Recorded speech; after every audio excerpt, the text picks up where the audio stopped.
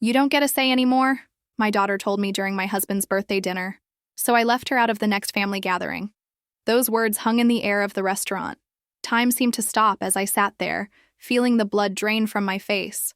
My own daughter, my Melissa, had just told me, her mother, that my opinion didn't matter anymore. I had spent weeks planning Richard's 65th birthday dinner, the reservation at his favorite steakhouse, the special wine I'd pre-ordered, even arranging for our son Thomas to fly in from Seattle. Everything was perfect until that moment. It started innocently enough. We were discussing summer vacation plans. For 30 years, our family had spent 2 weeks at Lake Michigan, staying at the same cabin. I simply suggested we might try somewhere different this year. Maybe Hilton Head? The humidity at the lake has been getting worse for my arthritis. That's when Melissa cut me off mid-sentence. Her voice wasn't even angry, it was dismissive, as if swatting away an annoying fly. Before we continue, comment where you're watching from and subscribe to the channel. We'd love to see how far our stories are reaching. You don't get a say anymore, Mom. We're keeping the lake house tradition. The table went silent. Richard stared at his plate, suddenly very interested in cutting his steak. Thomas shifted uncomfortably in his chair while Melissa's husband Greg gave that awkward half-smile people use when they're witnessing something inappropriate. I could feel my face burning with humiliation. 58 years old, and I was being treated like a child who had spoken out of turn. I see, I managed to say. The lake it is, then. I took a sip of water, trying to wash down the lump in my throat. The conversation resumed around me, but I was no longer truly present. I smiled and nodded at all the right moments, but inside, something had cracked. That night, after everyone had gone home and Richard had fallen asleep, I stood in our bathroom, staring at my reflection. When had I become invisible in my own family? The weeks that followed were difficult. I kept replaying that moment in my head, hearing Melissa's words over and over. It wasn't just this one incident. Looking back, I could see the pattern forming. Over years. The way Melissa would roll her eyes when I offered advice. How she would make decisions about the grandchildren without consulting me. Richard wasn't much help. When I finally told him how hurt I was, he barely looked up from his newspaper. You know how Melissa is, Patricia. She's got my temperament. Doesn't mean anything by it. But it was personal.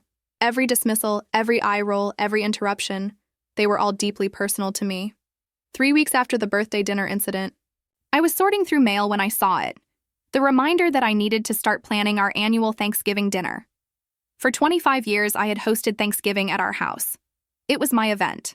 The one time each year when our extended family came together under my roof. I sat at the kitchen table, notepad in front of me, starting my usual guest list. Richard's sister Diana and her husband, my brother Michael and his family, Thomas and his wife Sarah, our cousins from Michigan. Then I came to Melissa, Greg, and their kids. My pen hovered over the paper. An unfamiliar feeling washed over me. Not anger exactly, but something close to it. A quiet resolve. If I didn't get a say anymore, maybe that applied to more than just vacation plans. Maybe it meant I could make my own decisions too, without considering everyone else first. I moved my pen down to the next line, skipping Melissa's name entirely. The next morning, I called Diana to confirm she would be coming for Thanksgiving. Course. Wouldn't miss it, she said cheerfully. By the way, I ran into Melissa yesterday. She mentioned you guys are keeping the lake house tradition. I thought you were considering Hilton Head because of your arthritis. I took a deep breath. Yes, well, apparently I don't get a say in family decisions anymore. Diana went quiet for a moment. Pat? What's going on? So I told her. About the birthday dinner. About years of being increasingly sidelined. About my decision not to invite Melissa to Thanksgiving. Are you sure that's the right approach? Diana asked carefully. Probably not, I admitted. But I'm tired of being treated like I don't matter. The invitations went out the next day. I felt a strange mixture of anxiety and liberation dropping them in the mailbox. 2 days later, my phone rang. Melissa's name flashed on the screen. Hello? I said, trying to keep my voice neutral. Mom. Melissa's tone was clipped. Aunt Diana says she got her Thanksgiving invitation. Yes. I sent those out this week. Ours seems to have gotten lost in the mail. Her voice was tight, controlled, but I could hear the anger. It didn't get lost, I said simply. I didn't send you one. There was a long silence. When she finally spoke, her voice was incredulous. You're not inviting me to Thanksgiving? Your own daughter? That's right, I replied, surprised by the steadiness in my voice. Is this because of what I said at Dad's birthday? Seriously? You're that petty? It's not petty, Melissa. It's a consequence. A consequence? She let out a laugh. I'm 32 years old, Mom. I don't need you to teach me about consequences. Apparently you do, I said. You told me I don't get a say anymore. I'm just honoring your wishes by making my own decisions without consulting you. This is ridiculous. You can't exclude me from Thanksgiving. So is respecting your mother, I said quietly. Melissa's voice hardened. Put Dad on the phone. He's not home. This isn't about him. This is between you and me. Oh, I get it, she said, voice dripping with sarcasm. You waited until Dad was gone to pull this stunt. That stung, partly because there was truth to it. I had waited until Richard was at his golf game to make the calls. I'm sorry you feel that way, I said. The invitation stands as is. Fine, Melissa snapped. Have it your way. She hung up without saying goodbye. I set down the phone, hands trembling slightly. Confrontation had never been my strong suit. But something had changed inside me. That dismissal at Richard's birthday had cracked open a door I hadn't even realized was closed. The next day, Richard came home from his morning coffee with friends looking troubled. Melissa called me, he said, settling into his armchair. She says you're not inviting her to Thanksgiving? I set down my book and met his gaze. That's right, Richard shook his head, bewildered. Patricia, what are you thinking? She's our daughter. I'm well aware of who she is, I replied. I carried her for 9 months and raised her for 18 years. Then why would you exclude her from a family holiday? Over one comment? It wasn't just one comment, Richard, it was the final comment. I told him then, really told him, about how I'd been feeling. How Melissa's dismissive attitude had been growing worse over the years. How hurt I'd been when he hadn't defended me at his birthday dinner. How invisible I sometimes felt in my own family. Richard listened, but I could tell he wasn't really hearing me. When I finished, he sighed heavily. Pat, you're making a mountain out of a molehill. Melissa has a strong personality. Always has. She didn't mean anything by it. Whether she meant it or not, she said it. And you said nothing. Richard's expression hardened slightly. So this is about punishing both of us? Is that it? No, I said, feeling suddenly tired. It's about finally standing up for myself. He shook his head, getting up from his chair. I think you're making a mistake. A big one. That night, I couldn't sleep. Doubt crept in, as it always did after confrontations. Was I overreacting? Was one Thanksgiving worth the family strife this would cause? I got up and went to the spare room where we kept old family albums. I pulled out one from 15 years ago when Melissa was a teenager and Thomas was just entering college. There we were at Melissa's high school graduation, her beaming in her cap and gown, Richard and me flanking her with proud smiles. I remembered that day so clearly, how proud I'd been, watching my brilliant daughter accept her diploma, how I'd spent weeks planning the perfect graduation party, making sure everything was just how Melissa wanted it. I'd even postponed my knee surgery so I could manage it all without limitation. Had I spoiled her? Had my constant accommodation, my persistent peacekeeping, created this dynamic where my needs were always secondary? I flipped through more pages. Christmas mornings, birthday parties, family vacations. In so many photos, I was half visible. The one taking the picture, the one making sure everyone else was having a good time. Even when I was in frame, I was often reaching to fix something, adjusting Thomas's collar, passing Richard his favorite drink, making sure Melissa's hair looked perfect for the camera, always serving, always accommodating, always putting myself last. The next day, I did something I'd never done before. I signed up for a women's support group at the community center. The flyer described it as a space for women in midlife to discuss challenges and transitions. The first meeting was eye-opening. 10 women, all around my age, sharing stories that sounded eerily familiar. Daughters who spoke to them with condescension, sons who forgot to call, husbands who had grown comfortably oblivious to their needs. After the meeting, a woman named Eleanor approached me. She was tall with silver-streaked hair and a forthright manner I instantly admired. First time? She asked with a knowing smile. I nodded. I could tell. You had that look. Like you can't decide if you should be here or back home making sure everyone has what they need. What changed? I asked. Eleanor's expression grew serious. My husband died. Suddenly I realized I'd spent 40 years making sure everyone else was happy. Only to find myself alone, Not even knowing what made me happy anymore, she patted my arm. Don't wait for a tragedy to find your voice, Patricia. Her words stayed with me all the way home. When I arrived, Thomas was waiting in the driveway. This was unexpected. He lived 3 hours away and rarely visited midweek. Mom, he said, giving me a quick hug. Got time for coffee? We settled at the kitchen table, mugs in hand. Thomas looked uncomfortable, fiddling with his spoon. So, he finally said, Melissa called me. I sighed. I figured she might. She's pretty upset about Thanksgiving. I imagine she is. Thomas studied me for a moment. You know, growing up, you were always the reasonable one, the peacemaker. This doesn't seem like you. Maybe that's the problem, I said. Maybe I've been reasonable for too long. Thomas frowned. What do you mean? I told him then, about the birthday dinner, about years of small dismissals adding up, about my growing feeling of invisibility. Thomas listened more attentively than his father had, his expression thoughtful. I had no idea you felt that way, he said when I finished. Why didn't you ever say anything? The question caught me off guard. Why hadn't I? The answer came slowly. I guess I thought that's just how it was supposed to be. Mothers put everyone else first, and honestly, I was afraid.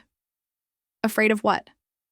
That if I pushed back, if I demanded more consideration, you might love me less. Thomas's face fell. Mom, that's awful. We wouldn't... He stopped, reconsidering. I mean, I can't speak for Melissa, but I wouldn't love you less for standing up for yourself.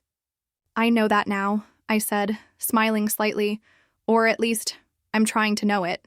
So this Thanksgiving thing, it's really important to you to exclude Melissa? It's not about excluding her, I clarified. It's about establishing that I deserve basic respect, that there are consequences to treating me like I don't matter. Thomas nodded slowly. I understand. And for what it's worth, I've noticed it too. How Melissa talks to you sometimes. It's not right. His acknowledgement brought unexpected tears to my eyes. Thank you for saying that. After Thomas left, I felt strangely energized. Our conversation had reinforced my resolve. This wasn't about being petty or vindictive. This was about finally demanding the respect I deserved. The next day, Melissa tried a different approach. She showed up at the house unannounced with her children in tow.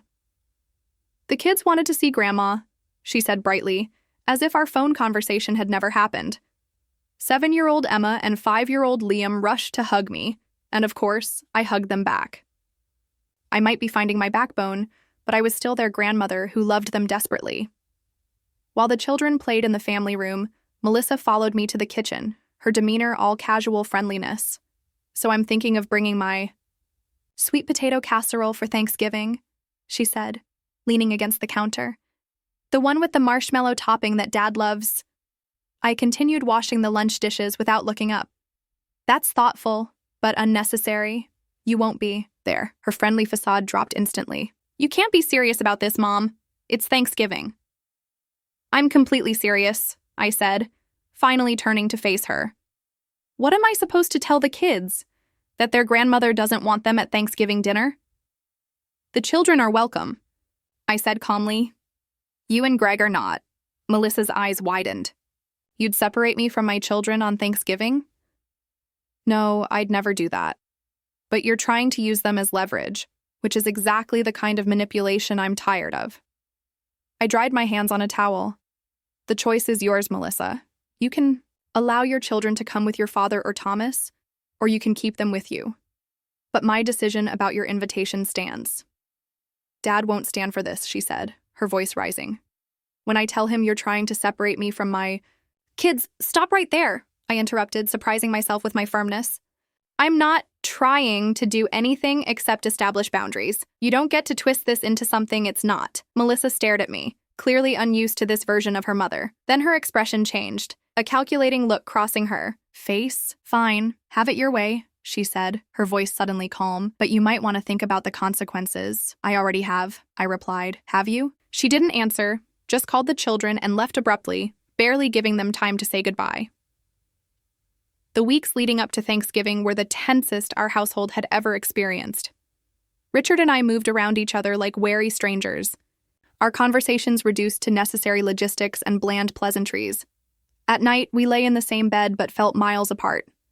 I knew he was waiting for me to give in, to be the peacemaker I'd always been. I never did. The most surprising part wasn't Richard's cold shoulder. It was how I felt about it. There was pain, certainly, but also an unexpected sense of freedom. I'd spent decades prioritizing family harmony above my own feelings. Now that I'd stopped, I discovered I had more emotional energy for other things. I started reading again, not just the bestsellers Richard deemed worth discussing at his book club, but the poetry and literary fiction I'd always loved. 3. Weeks before Thanksgiving, I was folding laundry when my phone rang. It was Sarah, Thomas's wife. "Patricia, do you have a minute to talk?" Sarah and I had always gotten along well, but we weren't particularly close. I was surprised by her call. "Of course, dear. Everything okay?" There was a pause. "Actually, I wanted to talk to you about the Thanksgiving situation." My heart sank. Not another family member trying to change my mind? "Thomas told me what happened," she continued, "with Melissa at Richard's birthday. And, well, I wanted you to know I think you're doing the right thing." I nearly dropped the phone. "You do?" "Absolutely. Melissa has always been." She seemed to search for the right word. "Dismissive, especially toward you. The way she talks. To you, interrupts you. Thomas and I have noticed it for years." Relief washed over me, so I wasn't imagining things or being overly sensitive. Others had seen it too. "Thank you for saying that, Sarah. It means a lot." "There's something else," she said, her voice lowering slightly. "Melissa doesn't know I'm telling you this, but I think you should know.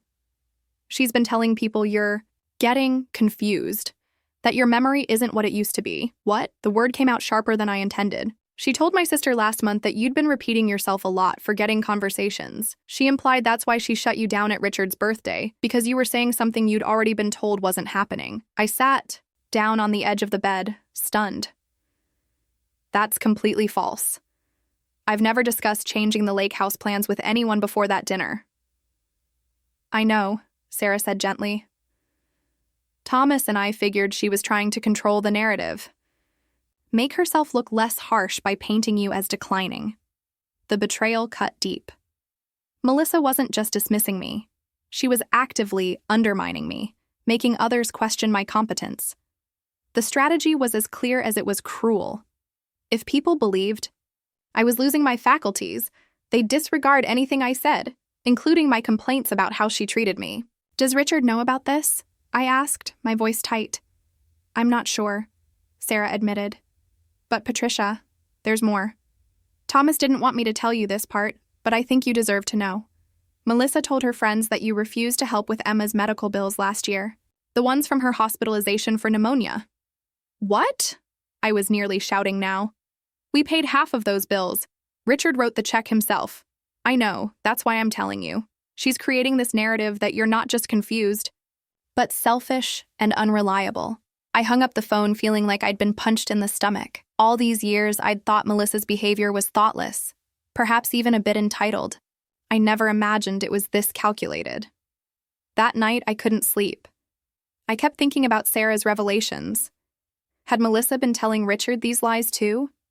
Was that why he so readily dismissed my concerns? I turned to look at my husband, sleeping peacefully beside me. After 35 years of marriage, could I really not trust him to see through our daughter's manipulations? The next morning, I made a decision. Over coffee, I told Richard I was going to visit my sister Jean in Oregon for a week. We'd been planning a visit for months, but I'd been putting it off because of various family obligations. Now seemed like the perfect time to go. "What about Thanksgiving preparations?" Richard asked, frowning. "I'll be back a week before. Plenty of time." Jean lived in a small coastal town, her house perched on a cliff overlooking the Pacific. I'd always loved visiting her, but this time was different. Away from the daily pressures of my life, I could think more clearly. "You look exhausted," Jean said on my first night there, as we sat on her deck watching the sunset. "It's been a difficult few weeks," I admitted, and told her everything. The birthday dinner incident, my decision about Thanksgiving, the family fallout, and Melissa's lies. Jean listened without interrupting, her expression growing increasingly troubled. When I finished, she was quiet for a long moment. "I'm going to say something that might be hard to hear," she finally said, "but I've seen this coming for years." "What do you mean?" I asked, turning to face Jean. "The way Richard and the kids treat you, especially Melissa. Every time you've visited or I've come to see you, I've noticed it. How they talk over you, dismiss your opinions, make plans without consulting you. I've tried to bring it up before, but you always change the subject. I stared out at the darkening ocean. Why didn't you push harder? Jean sighed. Because you weren't ready to hear it. And because, well, to be honest, it reminded me too much of how Walter treated me. Walter was Jean's ex-husband, a controlling man who had systematically isolated her from friends and family over their 15-year marriage. My situation is nothing like yours was, I protested. No, not to that extreme, Jean agreed. But the pattern is similar. Gradual erosion of your confidence, your autonomy. Being made to feel like your perceptions are wrong, your feelings invalid, the term gaslighting came up in our conversation. Something I'd heard about but never applied to my own life. Jean gave me books to read, and for the first time I recognized patterns that had been invisible to me before. By the time I left Oregon, I felt both heavier with knowledge and lighter with clarity. When I returned home, Richard seemed relieved, as if he thought my time away might have fixed my rebellious streak. His first question was about Thanksgiving plans. So, have you reconsidered the Melissa situation? He asked over dinner my first night back. No, I said simply. My decision stands. Richard's face hardened. Then I won't be attending either. I'll go to Melissa's. I'd expected this, but it still hurt. That's your choice, Richard. You'd really spend Thanksgiving without your husband. And daughter? Over a petty slight? I put down my fork. What happened wasn't a petty slight, Richard. And this isn't about one incident. This is about years of disrespect that you've either ignored or encouraged. Encouraged? That's absurd, is it? When have you ever corrected Melissa when she speaks? To me disrespectfully? When have you ever stood up for me? Richard didn't answer, just shook his head as if I were being unreasonable. I know about the lies she's been telling, I said quietly. He looked up, confusion crossing his face. What lies? That I'm getting confused, forgetting things, that I refuse to help with Emma's medical bills. Richard's expression shifted, just slightly. Melissa didn't say what? That I'm losing my mind? That I'm selfish? Because she's been saying exactly that to others. A flicker of doubt crossed his face. I'm sure she's just worried about you. You haven't been acting like yourself lately. The dismissal, so similar to what I'd heard for years, suddenly struck me as almost comical. No, Richard, I haven't been acting like my old self. I've been acting like someone who finally realizes she deserves respect. The next morning, Thomas called to confirm that he, Sarah, and their 2 teenage sons would be coming for Thanksgiving. His voice was warm, supportive. We're looking forward to it, Mom. 3 days before Thanksgiving, the doorbell rang. I opened it to find Diana standing there, a determined look on her face. Patricia, we need to talk. I invited her in, already bracing myself for another plea on Melissa's behalf. Richard called me, she said, settling onto the couch. He says, you're breaking up the family? That you've become bitter and unreasonable? I should have felt hurt, but instead I felt oddly calm. Is that what you think? Diana studied me for a moment. No. Actually, I think you're finally standing up for yourself. And I'm ashamed it took me this long to recognize what's been happening. I stared at her, stunned. You are? She nodded. I've been thinking a lot since our phone call, remembering how Melissa speaks to you, how Richard allows it. I even dug out the video from last Christmas, the one where you were trying to tell a story and Melissa kept interrupting, talking over you until you just stopped talking. Diana's eyes were regretful. I didn't say anything then. None of us did. Relief washed over me. Another person who saw it, who understood. Richard says you're overreacting to one comment, Diana continued. But that's not true, is it? It's been a pattern. For years, I confirmed. Then I support you, she said simply. Even if my brother doesn't. The day before Thanksgiving, I was up early preparing the turkey when my phone rang. It was Melissa. Mom, she said, her voice softer than I'd heard in years. Can we talk? Hope fluttered in my chest. Of course. I've been thinking about what happened at Dad's birthday, and I want to say, I understand why you were upset. It wasn't exactly an apology, but it was close. I waited, not making it easier for her. The thing is, she continued, I really think the kids need to be with both their parents for Thanksgiving. So I was hoping we could put this behind us. Just for the holiday, the hope deflated. This wasn't about understanding my feelings. It was about getting what she wanted. Melissa, I've already told you the children are welcome. You and Greg are not. That hasn't changed. So you're still punishing me? After I reached out to make peace? This isn't punishment, it's a boundary, and you didn't actually apologize or acknowledge the real problem. Her voice hardened. What do you want, Mom? For me to grovel? No, Melissa, I want you to understand that the way you speak to me, the way you've been speaking to me for years, is not okay. I want you to stop telling people I'm losing my mind, or that I'm selfish. There was a pause. Who told you that? Does it matter? Is it true? Another pause. I may have mentioned to a few people that you've seemed confused lately, but I was worried about you. No, you weren't. You were undermining me, making sure that if I complained about how you treat me, no one would believe me. That's ridiculous, she snapped, but there was a defensive note in her voice. Is it? Then why lie about the medical bills? Why say I refused to help when you know? We paid half? Melissa didn't respond right away. When she did, her voice was cold. You know what? Fine. Keep your precious Thanksgiving, but don't expect me to pretend everything's normal at Christmas. She hung up before I could respond. I stood in the kitchen, phone in hand, feeling oddly light. There had been no resolution, no reconciliation. But for the first time in years, I had spoken my truth without backing down, without prioritizing peace over my own dignity. It felt like a victory. Thanksgiving morning dawned bright and cold. I woke early as I always did on holidays, and for a moment, everything felt normal. Then I remembered. Richard wouldn't be there. Neither would Melissa, Greg, or the grandchildren. A pang of sadness hit me, but it wasn't regret. It was mourning for what should have been, for the respect I should have received all along. I made coffee and began my preparations. Turkey in the pie. Oven, potatoes peeled, pies already baked the night before. The house filled with familiar holiday scents, but the silence was new. No Richard asking when dinner would be ready. No grandchildren running through the house. Around 10, the doorbell rang. I opened it, expecting Diana and her husband, who always came early to help. Instead, I found Richard standing there, looking uncomfortable. You're supposed to be at Melissa's, I said, unable to hide my surprise. He sighed. Can I come in? It's cold out here. I stepped aside, letting him enter, watching as he hung his coat in the closet, a familiar gesture suddenly made strange by circumstance. Why aren't you at Melissa's? I asked. Richard ran a hand through his hair.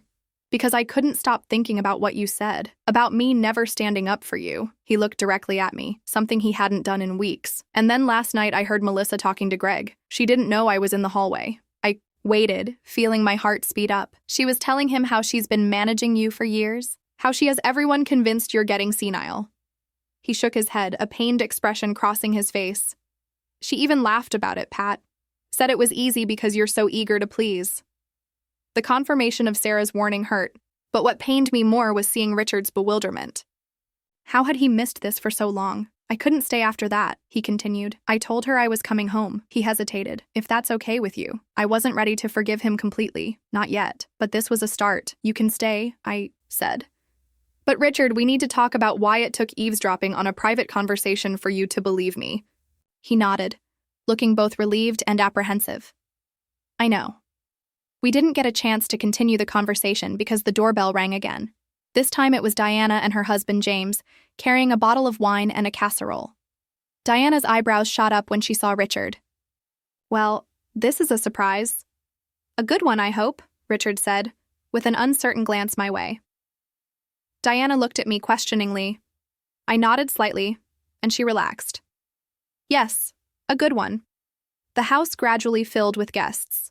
Thomas, Sarah, and their boys arrived, followed by my brother Michael and his family. The atmosphere was warm, but there was an underlying tension. Everyone knew about the situation with Melissa, though no one mentioned it directly. Around noon, my phone rang. It was Melissa.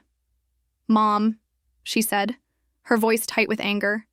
Dad left. He says he's at your house. He is, I confirmed. So you turned him against me too? Wasn't it enough to ruin Thanksgiving? I closed my eyes, taking a deep breath. I didn't turn anyone against you, Melissa. Your own actions did that. What is that supposed to mean? It means your father overheard you last night, talking about how you've been convincing everyone I'm losing my mind. Silence. That's not... He misunderstood. Did he finally see what's been happening? Melissa's voice turned cold. You know what? I don't need this. I don't need any of you. Greg and I are taking the kids to his parents for the rest of the weekend. She hung up before I could respond. I returned to the living room, where everyone was chatting and sipping wine. Richard caught my eye, a question in his expression. I shook my head slightly, and he nodded, understanding passing between us for the first time in weeks. The Thanksgiving meal was different than in years past, but not in the way I'd feared. Without Melissa's dominating presence, conversations flowed more easily. Thomas told stories that made everyone laugh. Diana and Sarah discussed books they'd recently read. Michael's teenage daughter, usually quiet, spoke animatedly about her college applications, and me. I found myself talking more than I had at family gatherings in years. People actually listened when I spoke, without glances at Melissa for confirmation or approval. After dinner, as we were having coffee and pie in the living room, Thomas raised his glass. "I'd like to make a toast," he said, looking around the room. "To Mom for the best Thanksgiving meal yet." Everyone lifted their glasses. "To Patricia," Diana added, "for having the courage to demand respect." Richard, sitting beside me, reached for my hand. "To my wife," he said quietly, "for waking me up." Tears pricked my eyes, but they weren't sad tears. They were tears of validation, of finally being seen. Later, after most of the guests had left, Richard and I sat in the kitchen. The dishes were done, leftovers packed away. It was just us, a pot of tea between us, the house quiet again. "I owe you an apology," Richard said, his voice heavy with regret. "A big one." "Yes, you do," I agreed. "I didn't see what was happening. Or maybe I didn't want to see it." He shook his head. "I kept thinking you were overreacting because it was easier than admitting our daughter was being cruel to you." "It wasn't just Melissa," I said gently. "It was you too, Richard. You enabled it. You never stood up for me." He nodded, looking down at his tea. "I know, and I'm sorry, Pat. Truly sorry." We talked for hours that night, really talked in a way we hadn't in years, about patterns that had developed in our marriage, about the way we'd both enabled Melissa's behavior, about changes we needed to make. It wasn't a perfect resolution. Too much had happened for that. But it was a beginning. The next morning, I woke feeling lighter than I had in months. The house was quiet, Richard still asleep beside me. I made coffee and sat by the window, watching the early morning light filter through the trees. My phone buzzed with a text. It was from Sarah. "Thank you for yesterday. It was the most relaxed family gathering we've had in years. Thomas and I are both proud of you." As I was smiling at the message, another text came through. This one from Melissa. "The kids miss you. When can they see you?" No apology. No acknowledgement of anything that had happened. Just an attempt to use the children as a bridge, as she always did. I hesitated, then typed back, "They're welcome anytime, but with supervision. We need to talk, just you and me, before things go back to normal." Her response was immediate. "There's nothing to talk about." I sighed, but felt no urge to back down. Then I guess we're at an impasse. No reply came. I hadn't expected one. Richard shuffled into the kitchen, looking rumpled and tired. He poured himself coffee and sat across from me. "Any word from Melissa?" he asked. I showed him the texts. He read them and sighed. "She's not going to make this easy." "No," I agreed. "She won't. What do we do now?" I looked at my husband, really looked at him, and saw genuine concern, genuine regret. And for the first time in years, I felt like we were truly partners. "We hold the line," I said. "Together." 3 weeks passed without a word from Melissa. Christmas was approaching, and I found myself wondering if she would hold to her threat of making things difficult. Richard and I had fallen into a new rhythm, more communicative, more equal. He'd even started attending my women's group meetings when they invited partners, listening with growing understanding to stories similar to mine. "I had no idea how common this was," he said after one meeting. "Men dismissing their wives, children treating their mothers like they're invisible or incompetent. Women my age become background characters in their own lives," I replied, "expected to serve, but not to speak, to give, but not to need." He took my hand, squeezing it gently. "I'm sorry I was part of that pattern. It wasn't perfect. Old habits resurface even with the best intentions. But it was progress." 2 weeks before Christmas, the doorbell rang. I opened it to find Emma and Liam standing there with Greg, their faces bright with excitement. "Grandma!" They cried in unison, rushing to hug me. I embraced them, looking up at Greg questioningly. He shrugged, looking uncomfortable. "Melissa said I should bring them for a visit," he explained, stepping inside. "She's not with us. She's at home." I invited them in, set the children up with hot chocolate and Christmas cookies, and then turned to Greg. "Why now?" I asked quietly. Greg sighed, running a hand through his hair. "She won't admit it, but she misses you, and her father, the kids. Keep asking why we don't see you anymore." "And what does she tell them?" "That everyone's busy." He looked at me directly. "Look, I don't want to get in the middle of this, but it's affecting the kids. And honestly, I've noticed it too, the way she talks to you." I was surprised by his candor. Greg had always been pleasant but distant, careful not to take sides in family matters. "Have you told her that?" He nodded. "Last week. We had a big fight about it. I told her she treats you with less respect than she'd accept from anyone toward her." "How did she take that?" "Not well," he admitted. "But she did send me here with the kids, so that's something." After Greg and the children left, I sat in the living room thinking. Melissa sending the children was a peace offering of sorts. Not an apology, but an acknowledgement that the separation was untenable long-term. That evening, I called Thomas for advice. "If she's reaching out even indirectly, that's a good sign," he said. "But be careful, Mom. Melissa is a master at drawing people back in without actually changing." "I know," I sighed. "I just hate the idea of another fractured holiday. Then maybe offer an olive branch, but with clear conditions." The next day, I texted Melissa, "Thank you for sending the children. They're always welcome here. Would you like to have coffee next week, just the two of us?" Her response didn't come until evening. "Why, so you can lecture me?" I took a deep breath and typed, "No, so we can talk. Really talk." 3 days later, we met at a small cafe halfway between our homes. Melissa was already there when I arrived, sitting at a corner table, looking tense. I sat down across from her, neither of us speaking immediately. "Thank you for coming," I finally said. She shrugged, stirring her coffee. "Greg thought it was a good idea. And what do you think?" She met my eyes, her expression guarded. "I think this whole situation got out of hand." "Yes," I agreed. "It did. But it didn't start with Thanksgiving, Melissa. It started years ago." Her jaw tightened. "If you invited me here to rehash all my supposed faults—" "I didn't," I interrupted.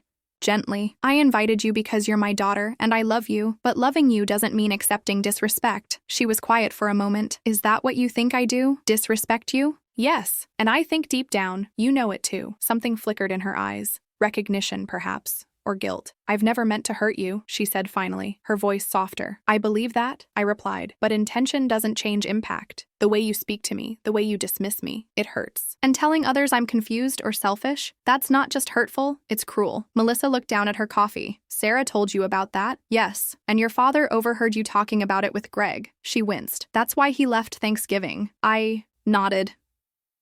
We talked for over 2 hours. There were tears on both sides, moments of defensiveness and vulnerability. Melissa didn't apologize directly, that wasn't her way, but she did acknowledge that she'd been treating me poorly, that she'd been trying to control family narratives by undermining me. "I don't know why I do it," she admitted. "It's like, if I can manage how everyone sees you, I can manage everything else too." "That's not your job, Melissa, and it's not fair to me." As we were preparing to leave, she asked, "So what now? Are we okay?" "We're starting to be," I said carefully. "But things can't go back to how they were? I won't accept being treated like I don't matter?" She nodded slowly. "What about Christmas? You and Greg and the children are welcome, but there are going to be new rules. Respect goes both ways in this family now." Christmas was tense at first. Melissa was quieter than usual, careful in a way she'd never been before. When she started to interrupt me during dinner, she caught herself, stopping mid-sentence with a quick apologetic glance my way. After dinner, as Richard and Greg were clearing the table, Melissa approached me in the kitchen. "Mom," she said hesitantly, "I've been thinking about what you said, about respect going both ways." She took a deep breath. I'm sorry for how I've treated you, for what I said at Dad's birthday." The apology, unforced and genuine, brought tears to my eyes. "Thank you," I said simply. "I don't know if I can change overnight," she admitted, "but I'm trying." That's all I ask, I replied, reaching out to squeeze her hand. It's been 6 months since that first confrontation at Richard's birthday dinner. Things aren't perfect. Real change never happens that quickly. Melissa still has moments of dismissiveness. Richard occasionally falls back into old patterns of enabling her. But now there's awareness, there's effort, and most importantly, there's respect. Last week at a family dinner, Melissa started to talk over me. Then she stopped herself, looked at me directly, and said, "Sorry, Mom, I cut you off. What were you saying?" It was a small moment, but meaningful, a sign of genuine change. For me, I'm different too. I speak up more, not just in family settings, but everywhere. I've joined a book club, taken up painting, started volunteering at a women's shelter. I've reclaimed parts of myself that had gone dormant during years of accommodation. Richard and I are planning a trip to Italy this fall, something I've wanted to do for years but always put off because of family obligations or Richard's preferences.